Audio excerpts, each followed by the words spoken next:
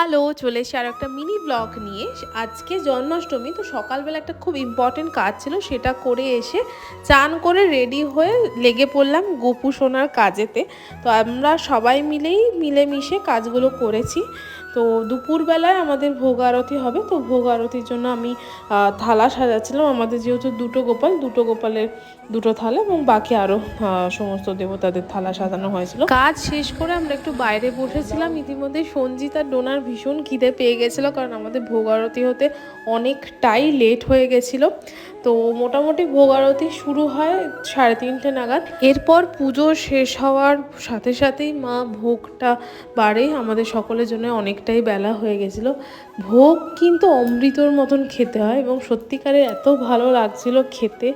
তারপর খেয়ে উঠে আমরা সকলে মিলে একসাথে বারান্দায় গল্প করছিলাম। এই মেয়েটিকে ফুটবল খেলতে দেখে আমাদের ছোটবেলার কথা মনে পড়ে গেছে।